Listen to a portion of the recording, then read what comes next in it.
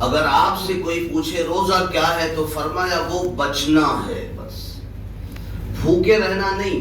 اگر کوئی روزے کی ڈیفینیشن پوچھے تو کہنا هو الامساک، وہ رک جانا ہے، وہ بچ جانا ہے۔ اور رکنے کی شان یہ ہونی چاہیے ایک مومن کے لیے کہ وہ ما سوی اللہ سب سے رک جائے، جو خص الخواص کا روزہ ہوتا ہے۔ اور رکنے سے ہی روزے کا نور پیدا ہوتا ہے۔ روزے کا نور ایسے نہیں ملے گا صرف بھوکے رہنے کا ثواب ملے گا، ثواب بھی نہیں ملے گا، لکھا جائے گا۔ ثواب تو میں نہیں یوں کہتے، ثواب نہیں، صرف لکھا جائے گا کہ یہ بندہ صرف بھوکا اور پیاسا تھا۔ ورنہ روزے میں رکنا ہے، جو رکا نہیں اس کا روزہ نہیں۔ تو رکنے سے روزے میں نور پیدا ہوتا، اور یہی روزہ اللہ کی بارگاہ میں مغفرت بھی کرائے گا۔ حضور فرماتے ہیں القرآن والصیام یشفعان للعبد، یہ رکنے والوں کے لیے۔ حضور فرماتے ہیں صلی اللہ علیہ وآلہ وسلم کہ میدان قیامت میں روزے کو زبان دی جائے گی۔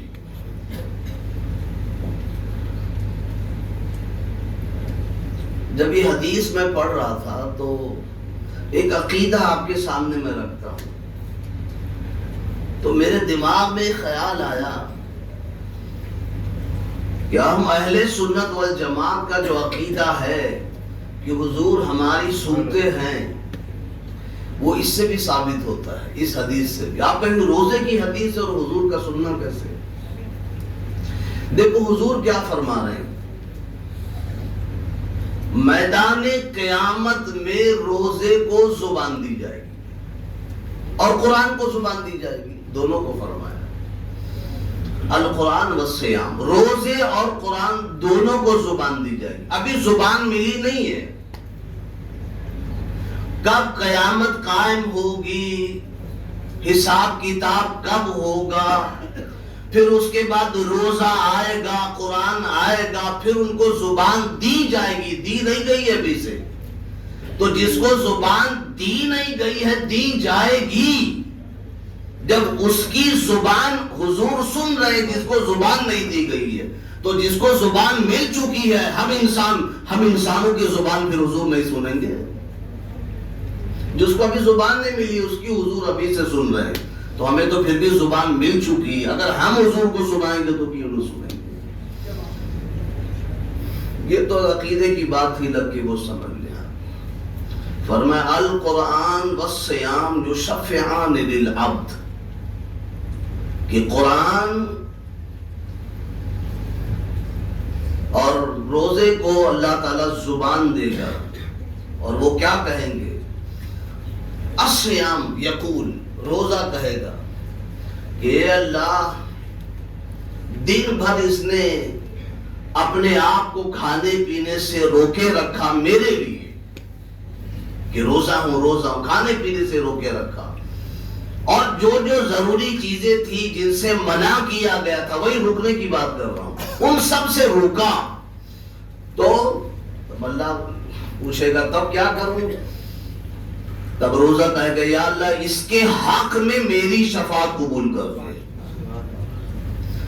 پھر اس کے بعد قرآن بھی آگے آئے گا، کہے گا یقول القرآن، پھر قرآن کہے گا یا اللہ یہ تو روزے کی شفاعت تھی اور دین کی بات کی اس نے کہ دن میں روکے رکھا، رات میں یا اللہ میں نے اسے قرآن پڑھنے میں لگائے رکھا، خود کو پڑھنے میں، اور رات میں قرآن پڑھتا تھا اور تراویح کی شکل میں قرآن سنتا تھا، تو اس کے حق میں میری بھی شفاعت قبول کر لے۔ آپ حضور فرماتے یشفعان، پھر اس کے بعد دونوں کی شفاعت قبول کر لی جائے گی، روزے کی بھی شفاعت قبول ہوگی، سفارش قبول ہوگی، اور قرآن کی بھی۔ اس لیے اس مہینے میں جتنا قرآن پڑھا جاتا کسی مہینے میں نہیں پڑھا جاتا، اور اس مہینے جتنا قرآن سنا جاتا ہے کسی مہینے میں نہیں سنا جاتا۔ خود حضور پاک صلی اللہ علیہ وآلہ وسلم کا معمول مبارک تھا کہ حضرت جبریل علیہ السلام سے آپ دور فرماتے تھے، یعنی حضرت جبریل بھی قرآن سناتے تھے حضور کو، اور حضور بھی حضرت جبریل کو قرآن سناتے تھے، اور یہ سلسلہ چاند رات تک چلتا تھا، 10 دن تک نہیں چلتا تھا، 6 دن تک نہیں چلتا تھا کہ ہم سوچتے کہ قرآن ہم نے سن لیا چھٹی ہو گئی، 10 دن پڑھ لیا چھٹی ہو گئی۔ چھٹی نہیں، آپ کا قرآن ختم ہوا ہے، قرآن کا دور ختم ہوا۔ قرآن ختم ہونا بھی تھوڑا مجھے عجیب لگتا بولنے میں، قرآن کو کیا کوئی ختم کرے گا؟ کتنے لوگ ختم ہو گئے قرآن کو ختم کرنے والے۔ قرآن کا دور ختم ہوتا ہے 10 دن میں اور 6 دن میں، جہاں سپر فاسٹ ٹرین پہ سوار ہوتے ہو۔ تراویح ختم نہیں ہوتی، تراویح چاند رات سے لے کے چاند رات تک ہے۔ جو حضور کا معمول تھا، قرآن سنتے تھے چاند رات سے چاند رات تک۔ تو آپ جو کہیں 10 دن پڑھ بھی لیتے ہو تو 11 دن سے شروع کریں پڑھنا، پڑھتے رہے جب تک چاند کی خبر نہ آ جائے، کیونکہ قرآن بھی سفارش کرے گا، اس لیے قرآن سے جان نہیں چھڑانی، اس میں بہت زیادہ پڑھنا۔ اور پھر یہ وہ مبارک مہینہ ہے، اب دیکھو نا، یہ جب مہینہ آتا بھی نہیں ہے تو لوگ اتنا خوش ہوتے ہیں، ابھی شروع نہیں ہوا، لیکن جن کو رمضان سے عشق ہے وہ اتنا خوش ہوتے ہیں کہ ان سے اگر پوچھو کہ آپ اتنا خوش کیوں ہو، تو وہ سیدھا کہیں گے کہ بھائی میں خوش کیوں نہ ہوں، یہ وہ مہینہ ہے کہ اگر میں اس میں روزے رکھ لوں اللہ کی رضا کے لیے تو اس کا بدلہ سوائے اللہ کی ذات کے کوئی ہے ہی نہیں ہو۔ الصوم مانا و جزا بھی اللہ ہی اس کا بدلہ ہے، بہت خوش ہوتے ہیں۔ اور کچھ لوگ ابھی رمضان آتا نہیں ہے، ان کو لگتا ابھی ان کا بلڈ پریشر لو ہائی ہونے لگتا ہے، ارے باپ رے رمضان آ گیا۔ کچھ لوگ ایسے ملیں گے، پھر کچھ لوگ دل پہ ہاتھ رکھ کے اطمینان لے لیتے ہیں کہ ارے کوئی بات نہیں، ڈاکٹر نے تو ہم کو اسی روزہ رکھنے سے منع کیا، ہم کو کیا ضرورت ہے۔ وہ پہلے ہی بیچارے مریض بن جاتے ہیں۔ کچھ لوگ پیسے بہت بھاری کام، ارے رمضان آ رہا ہے، اور کچھ لوگوں کے چہرے سے وہاں رمضان آ رہا ہے، کہا خوش کیوں ہوتے ہو؟ ارے خوش کیوں نہ ہوں، سال بھر جو میں فجر کی نماز مجھے گھر میں بھی نہیں ملتی تھی، جماعت سے فجر کی نماز مسجد میں پڑھتا ہوں، وہ خوش کیوں نہ؟ ان سے پوچھو تو کہیں گے سال بھر گھر میں بھی نہیں پڑھتا تھا، لیکن رمضان کی برکت سے فجر کی نماز مسجد میں ادا ہوتی۔ اللہ کرے سال بھر نماز فجر کی مسجد میں ادا کرو، آمین۔ یہ جوش قائم رہے۔ آپ پھر پوچھو کہ آپ اتنا خوش کیوں ہوتے؟ کہا خوش کیوں نہیں ہوں کہ تہجد کی نماز شاید مجھے کبھی ملے نہ ملے، لیکن رمضان المبارک میں جب میں سحری کے لیے اٹھتا تھا تو مجھے تہجد بھی مل جاتی تھی۔ ایسے خوش ہونے والے اس طرح بھی بیان کرتے ہیں، یہ میرے اپنے کانوں سے سنا کہ بھائی ایسے تو ہم لوگ اٹھ نہیں پاتے، لیکن کم از کم رمضان میں تہجد مل جاتی۔ اور جانتے ہو تہجد کس کا عمل ہے؟ یہ اللہ والوں کا عمل ہے، یہ اللہ والوں کا عمل ہے۔ کوئی بھی ولی ایسا نہیں گزرا جس نے تہجد نہ پڑھی ہو، بلکہ تہجد کے ذریعے ہی اللہ نوافل کے ذریعے اپنا خاص انہیں بنا لیتا اور فرماتا ہے جو نوافل کی کثرت کر کے تہجد کے ذریعے میرا قرب حاصل کر لے، پھر میں اس کے ہاتھ بن جاتا ہوں جس سے وہ دیا کرتا ہے، میں اس کے پیر بن جاتا ہوں جس کے۔ یہ تہجد کی فضیلت بیان کی اور یہ اولیاء کرام نے کی۔ تو میں نے سوچا یا اللہ، جب تہجد کا بدلہ دیا جا رہا ہوگا اولیاء کرام کو، تہجد کی ایک لسٹ تیار ہوگی میدان قیامت میں، جہاں اولیاء کرام کا نام ہوگا کہ یہ اولیاء کرام میں تہجد ادا کرنے والے، تو میرا ذہن اس بات کی طرف بھی گیا، جہاں تہجد پڑھنے والے اولیاء کی لسٹ ہوگی، وہاں کہیں چھوٹے سے کونے میں آخر میں صحیح ہم جیسے گنہگاروں کا بھی نام ہوگا کہ یہ بھی تہجد پڑھتا تھا۔ لسٹ ایک ہی ہوگی، لیکن اولیاء کی صفوں میں سب سے آخر میں ہونا یہ بھی بہت کمال کی بات ہے۔ تو ان سے پوچھو تو کہ بھائی تہجد پڑھنے کو مل جاتا تھا۔ تو یہ وہ مبارک مہینہ ہے۔ اور فرمایا من صام رمضان ایمانا واحتسابا غفر له ما تقدم من ذنبه، جس کسی نے ایمان کی حالت میں، یا ایمان کی شرط کیوں لگائی میں بھی بتاتا ہوں، من صام ایمانا من صام رمضانا ایمانا و احتسابا، جس کسی نے روزے رکھے ایمان کی حالت میں رمضان مبارک میں، تو فرمایا اس کے پچھلے جتنے گناہ اللہ سب معاف کر دیتا ہے، سب معاف کر دیتا ہے۔ لیکن کسی کا دل دکھایا ہو تو معاف نہیں کرتا۔ اس سے کبھی یہ نہیں سمجھنا کہ ہم نے روزہ رکھ لیا اور گنگا نہا لیے سارے پاپ دھل گئے، یہ کبھی، یہ جہاں جو لکھا رہتا ہے کہ سارے گناہ معاف ہو جاتے پچھلے، یہ اس میں یہ کاؤنٹ نہیں ہوتا ہے کسی کا حق مارا ہو تو معاف ہو گیا، کسی کا دبایا ہو تو معاف ہو گیا، کسی کو تکلیف دی ہو، یہ اس وقت تک معاف نہیں ہوگا جب تک بندہ خود معاف نہ کر دے۔ جہاں جائے حدیث آئے اس بات کو آپ ذہن نشی کرنا کہ یہ پڑھو تو اتنے سال کے گناہ معاف ہو گئے، یہ سب فضیلت ہے اپنی جگہ، لیکن پھر بھی باقی رہے گا۔ جنت کا در کھل نہیں سکتا جب تک بندہ معاف نہ کر دے۔ اور ایمان کی یہاں جو قید لگائی، آپ کہیں گے بھائی ایمان والا ہی تو روزہ رکھے گا، جو میں نے کہا نا، بھی بتاتا ہوں ایمان کی قید کیوں ہے۔ ایمان والا ہی روزہ رکھے گا، من صام رمضان ایمانا، ایمان کی حالت میں روزہ رکھنا روزے کو انسان کو فائدہ دیتا ہے، مسلمان کو۔ وہ اس لیے کہا ہے حضور نے ایمان کی قید کہ بہت سے ایسے لوگ ہیں جو غیر مسلم ہیں، بہت سے غیر مسلم بھی جو ہیں وہ روزہ رکھتے ہیں۔ آپ کو بھی پتا ہوگا، آپ کے فرینڈ سرکل میں، دوست یار میں، وہ رمضان کا احترام کرتے ہیں، اللہ کرے ان کے دل میں ایمان کا نور پیدا ہو، وہ رکھتے ہیں۔ یا آپ کی محبت میں کہ بھائی میرا دوست تو روزہ رکھتا مہینے پر، میں بھی روزہ رکھوں، تو وہ روزہ جو رکھتے ہیں نا، تو وہ روزہ نہیں ہوتا، وہ خالی فاسٹنگ ہوتی ہے۔ آپ کہیں گے ان کو ثواب ملتا ہے، ان کو اس کا ثواب نہیں ملتا ہے۔ ہاں، رمضان کے احترام کے بدلے اللہ تعالیٰ دنیا میں اس کا بدلہ دے دیتا ہے، لیکن روزہ آپ کہو گے کہ روزہ ہے تو ایمان نہیں ہے تو روزہ نہیں ہے۔ جیسے کوئی غیر مسلم اگر سجدہ کر لے، نیت کر لے، رکوع کرے، قیام کرے، سجدہ کرے، سلام پھیرے، سب کچھ کرے، لیکن ایمان نہیں ہے، وہ کہے گا بھائی میں مسلمان نہیں ہوں تو میں اپنے مذہب پہ رہوں گا لیکن اٹھک بیٹھک کروں گا، اس کی نماز ہوگی؟ نماز نہیں کہے، وہ اٹھک بیٹھک کہلائی جائے گی۔ ویسے ہی روزہ اگر بغیر ایمان کے اگر کوئی رکھتا ہے تو اس کی فاسٹنگ کہلائے گی، روزہ نہیں کہلائے گا۔ فرما من صام رمضان ایمان کی قید لگائیے، پھر فرمایا من قام رمضان ایمانا و احتسابا غفر له ما تقدم من ذنبه، کہ جس کسی نے، یہ تو روزے کی بات تھی، پھر حضور فرماتے ہیں صلی اللہ علیہ وسلم کہ جس کسی نے رمضان کی راتوں میں قیام کیا، وہی تراویح لے لیں آپ یا تہجد کی نماز لے لیں، قیام اللیل مراد ہے، رات میں قیام کیا اللہ کی رضا کے لیے ایمان کی حالت میں، تو فرمایا اس کے پچھلے سارے گناہ معاف ہو جاتے ہیں۔ یہاں پہ بھی وہی بات ہے، جو اللہ کے حقوق کے تعلق سے بات تھی نا، وہ معاف ہوں گے، بندوں کے تعلق سے ابھی بھی نہیں۔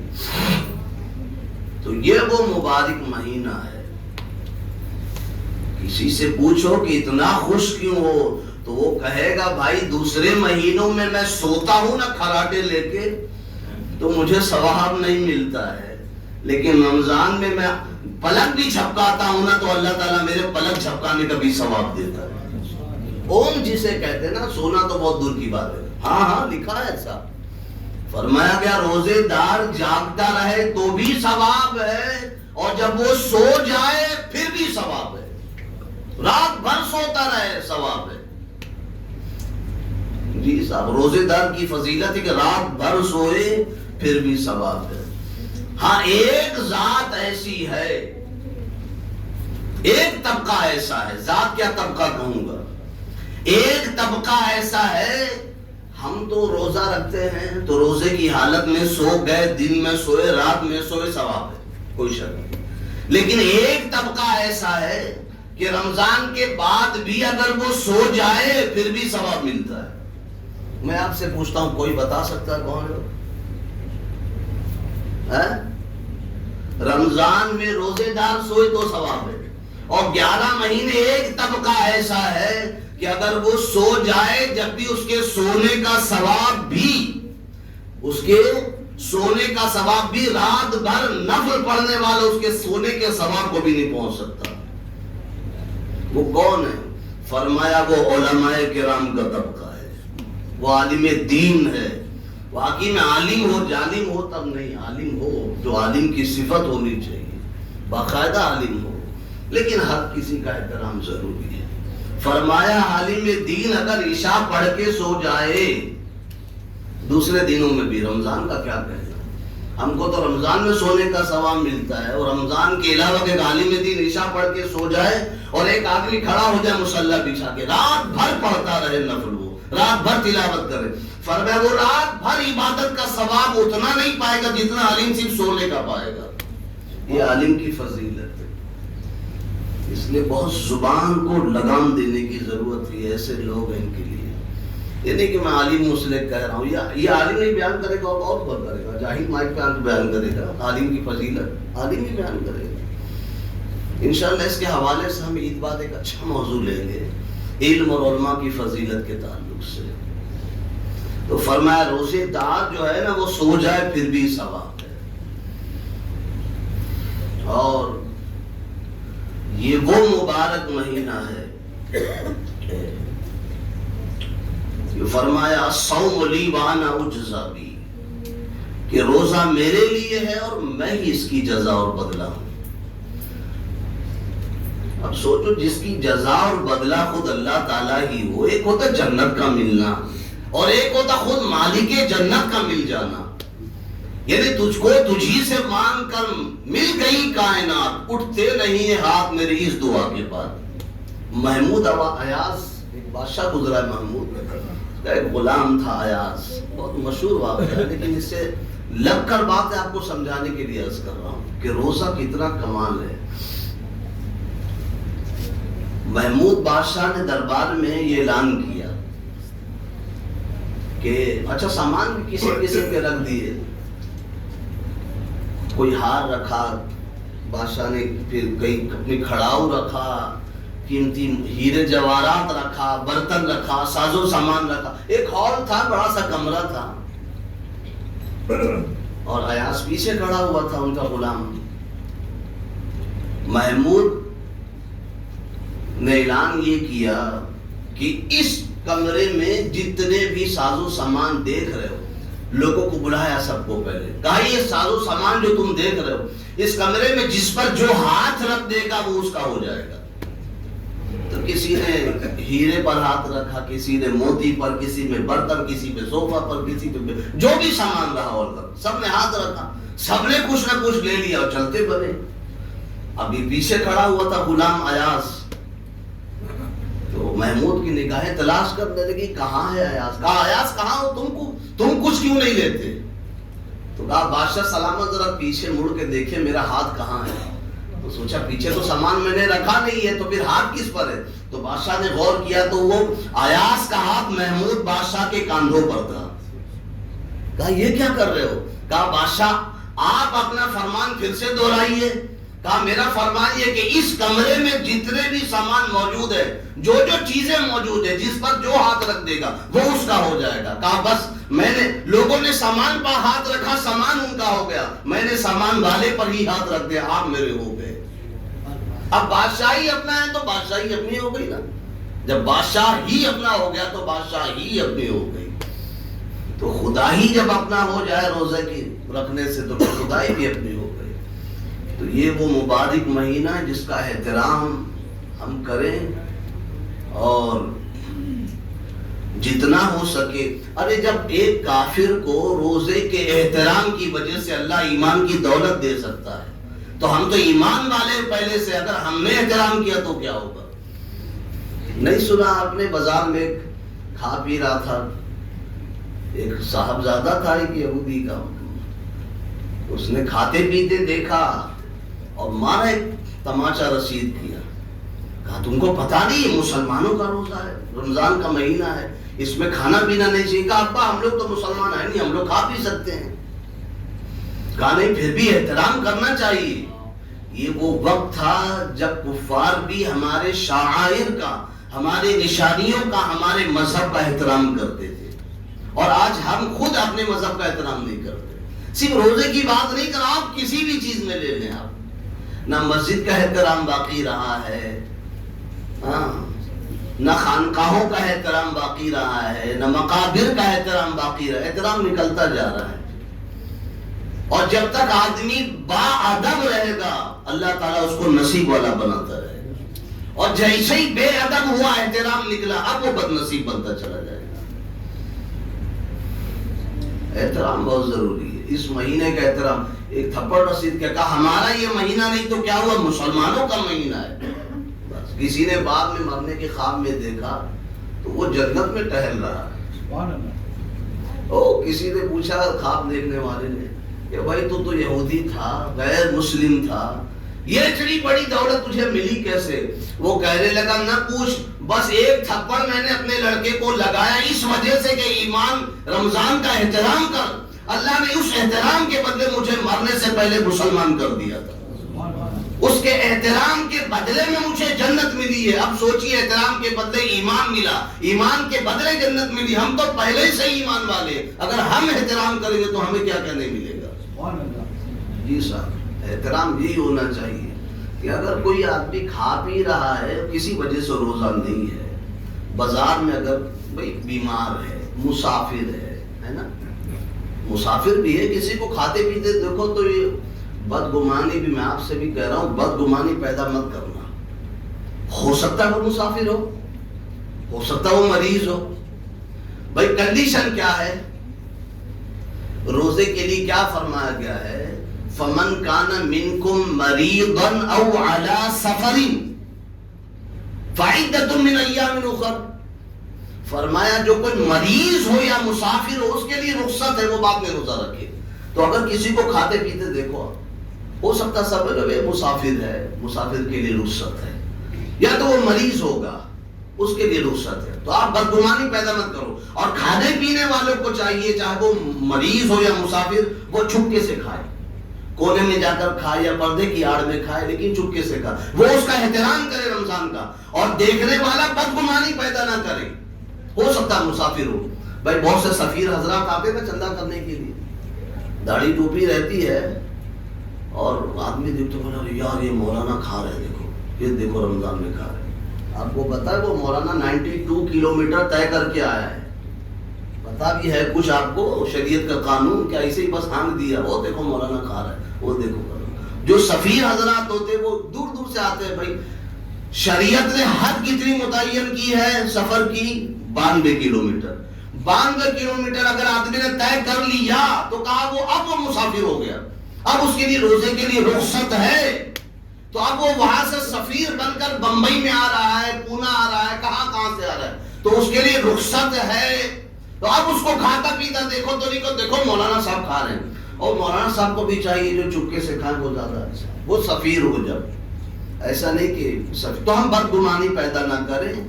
اب جیسے کوئی مریض ہو گیا ہے، مریض ہے، آپ کے سامنے کھا رہا ہے، تو آپ اس کو بولو کہ ارے مریض ہے تو کھا رہا ہے، تو وہ کہے گا بھی اللہ نے مجھے رخصت دی ہے، میں مریض ہوں، میں کھا پی سکتا ہوں، بعد میں قضا کر لوں گا۔ آپ مریض کو بولو گے، بولو گے کہ روزہ کیوں نہیں رکھتا ہے، تو کہے گا میرے لیے رخصت ہے۔ ویسے ہی مریض کو جیسے آپ نہیں بول سکتے تو سفیر کو بھی نہیں بول سکتے، جو باہر سے آتے ان کو بھی نہیں بول سکتے، کیونکہ مریض اور مسافر دونوں کے لیے رخصت ہے۔ جب دونوں کے لیے رخصت ہے تو دونوں جگہ زبان بند ہونی چاہیے اور اپنے روزے کو غیبت کرنے سے بچانا چاہیے۔ اس کو سمجھے، بہت خاص بات ہے، بدگمانی سے بچائیں، اپنے روزے کو بچائیں۔ اللہ تعالیٰ اپنے محبوب کے صدقے میں کہنے سننے سے زیادہ عمل کی توفیق عطا فرمائے۔ وما علینا الا